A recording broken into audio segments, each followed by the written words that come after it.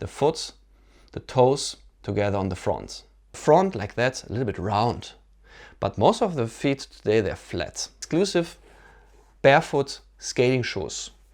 Those don't really exist.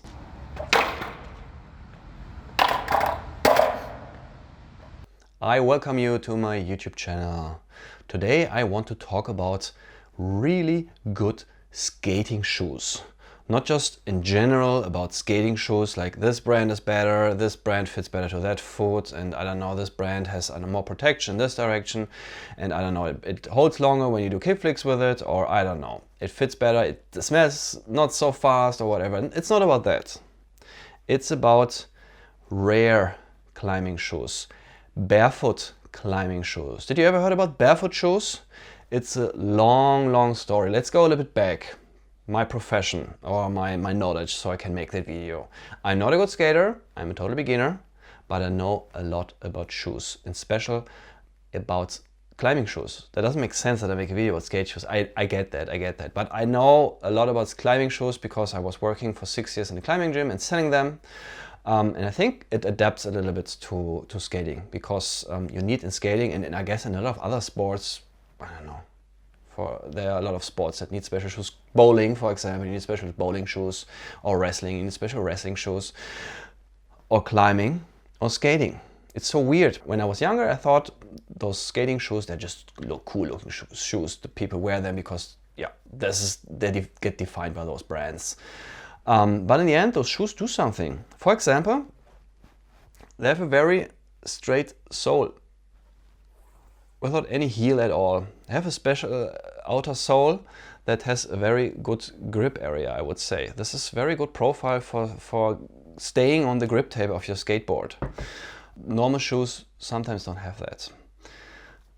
Let's go a little bit back. So I sold for 6 years climbing shoes. I climb since I'm 14, so I have some experience in that field. And in climbing shoes, I'm going to show an example. Climbing shoes, you buy them normally even a little bit smaller, and normally this shoe looks a bit like that. So it doesn't let your foot even be straight. It's a little bit make your foot a little bit bent.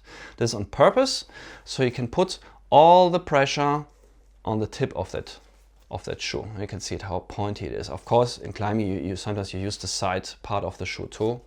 But most of the time you use the tip for using those very small steps or tiny rocks in a mountain. That's why those shoes are hyper compressing your feet. This is, in my eyes, a very bad example of shoes, how they should look.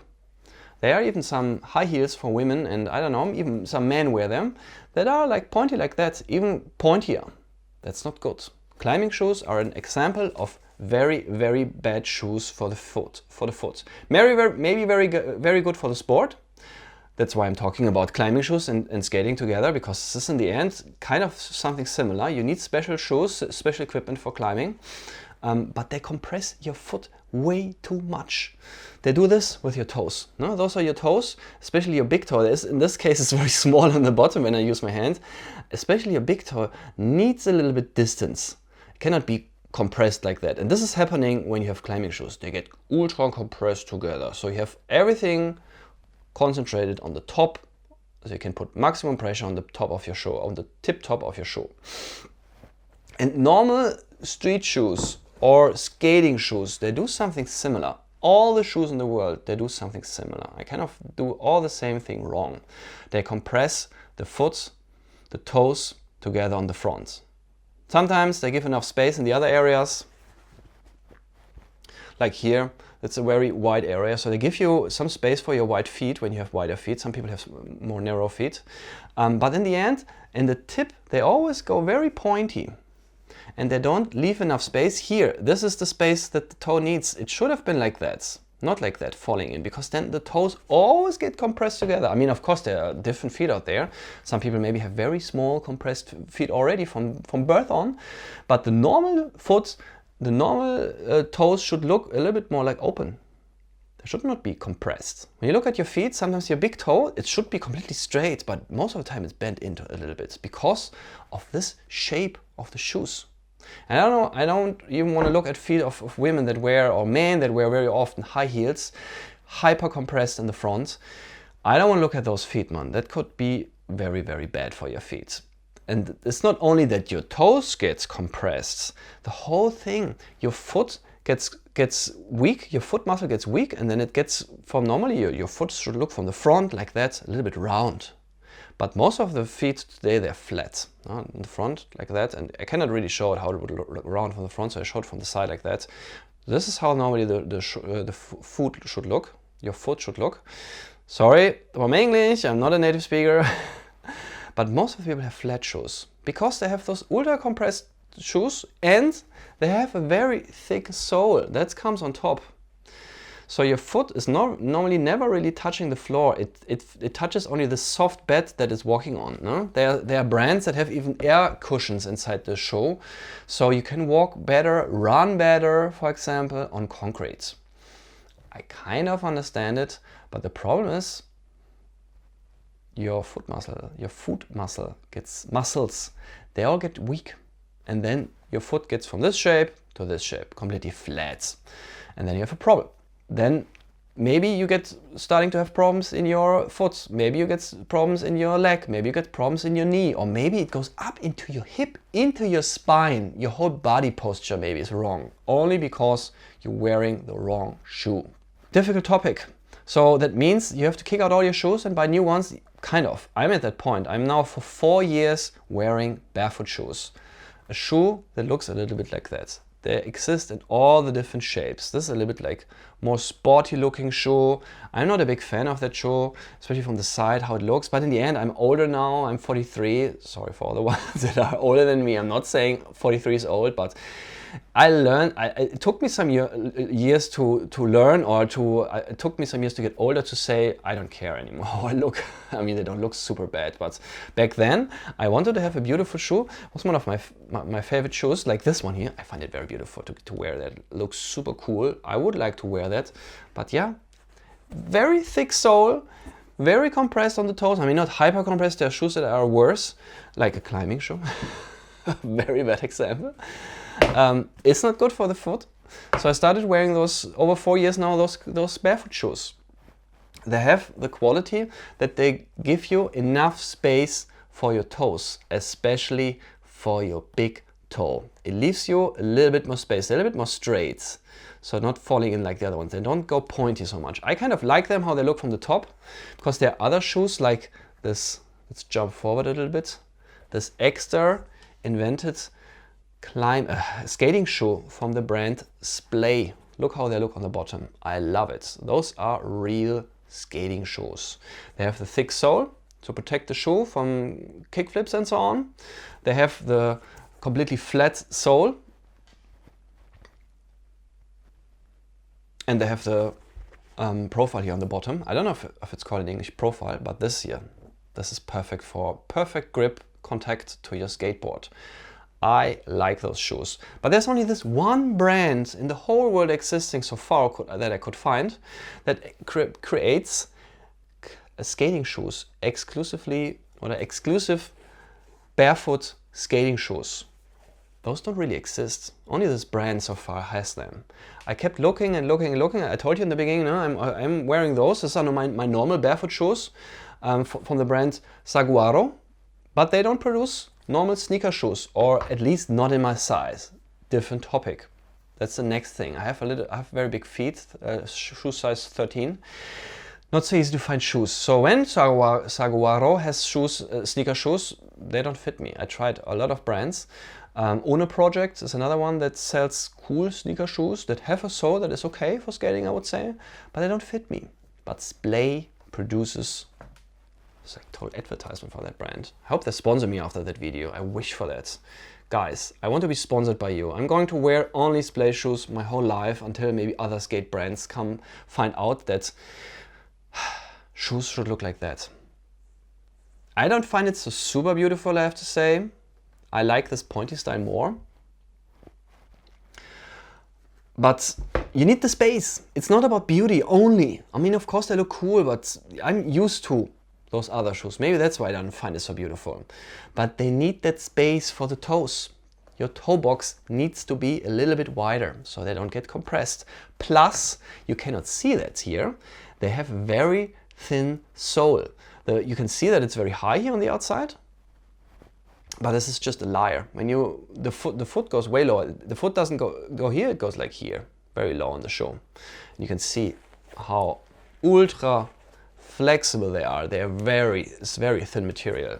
And this is important. A shoe that simulates barefoot walking. Better would be completely barefoot, but then you will hurt your feet when you, I don't know, slide your foot over the grip tape. Maybe you can use different grip tape.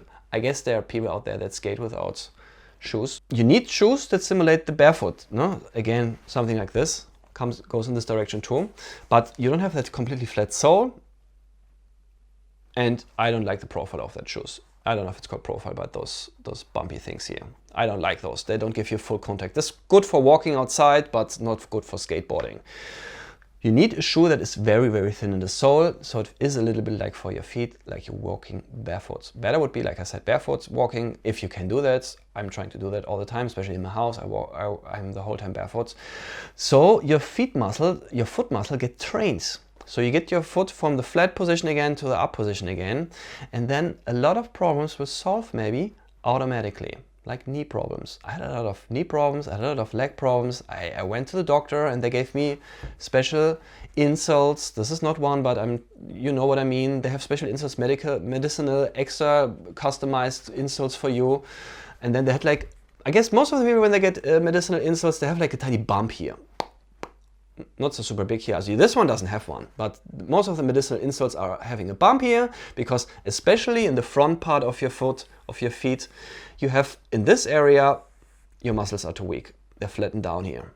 And then you get medicinal insoles and then they push it even up again, this part. But it doesn't help. I mean, it removes a little bit the pain, but it makes your foot muscle even weaker. It's not very smart. It's in the moment, it solves the problem. This is modern medicine. Solving the problem on the topic, not going deep enough. And the deep problem will never get resolved. So you need to walk barefoot. And that's why I'm walking for 4 years barefoot. And that's why I was looking for skate shoes that work for barefoot. Do I have other examples? Ah yeah, before I found those splay shoes, because they don't exist only in the USA, I prefer to have a company in Europe that sends them to me, though I don't have to pay toll and so on. I found out about those shoes from the brand Zero. Very flat sneakers, just sneakers, not officially by Zero labeled skate shoes, but they have a very flat sole too. And the profile on the bottom is okay. I like it. It's not perfect, but it's okay. Good for skating, I would say. Not so awesome like the ones from Splay.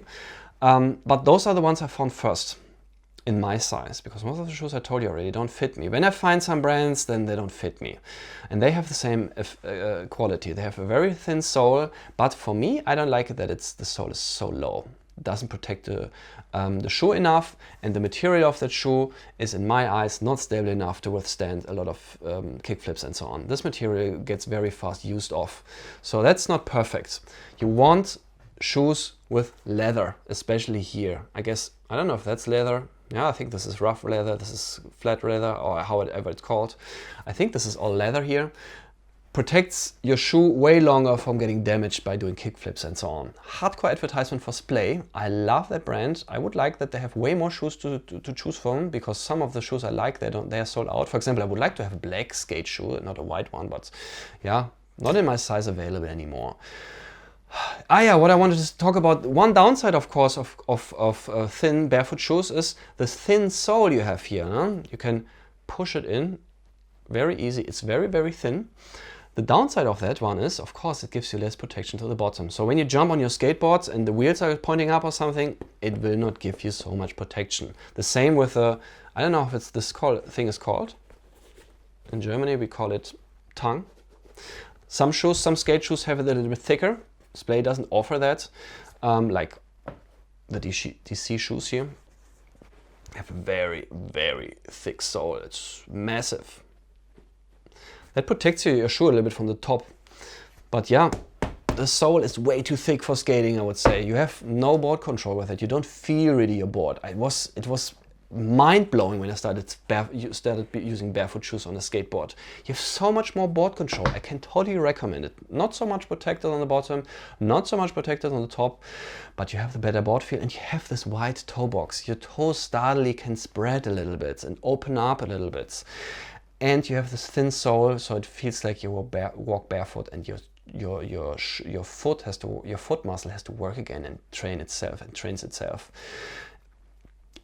For me, it's the only solution. I don't get it why so many brands are out there for skate shoes and none of them have a barefoot shoe. I don't get it. I wish for it. There are so many cool shoe brands out there.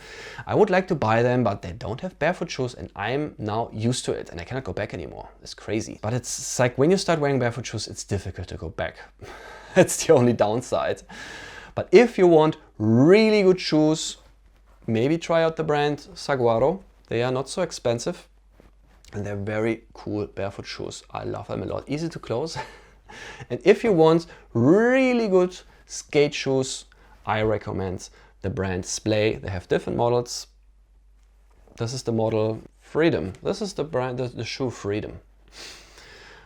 Totally recommend that. If you want to have good board control, if you want to have your feet getting trained and your legs and maybe your hip and you have problems there, maybe those things solve themselves by wearing barefoot shoes. But don't switch so fast, because when you're wearing for a very, very long time normal shoes, your foot muscle may be very, very weak, and switching directly to barefoot could lead to other problems. So maybe you should do it step by step. Don't wear directly 24/7 the other shoes or barefoots. Do it step by step so your foot gets used to it. Those are my 5 cents about really, really good skate shoes. I hope I could help you a little bit. Hope I could widen your horizons, maybe open your eyes. Maybe you try it out, maybe not for skating, just for walking around. It's fun to walk with barefoot shoes in the forest. You feel every tiny rock under your feet. In the beginning it's a bit weird. After a while, believe me, you get used to it. In the beginning it's like, ow, ow, ow, painful. It's not painful because the rocks are piercing you. It's painful because your muscles are not trained anymore. You will get used to it, and in the end, it's like walking barefoot, but without getting the feet dirty. So I hope I opened your eyes, I widened your horizons. If I did so, would be awesome if you leave me a like. And if you didn't do that yet, maybe subscribe my channel. I'm just starting. It would be great to get pushed a little bit. Would be great. And if you want, leave a comment. Tell me, what shoes are you wearing? Maybe you thought already about using barefoot shoes. Did you ever wear barefoot shoes? Maybe you like to walk just barefoot outside. Maybe you like that. I tell you, this is not a hippie thing. It's really helpful for your feet to walk barefoot as much as you can. See you in the next one. Bye.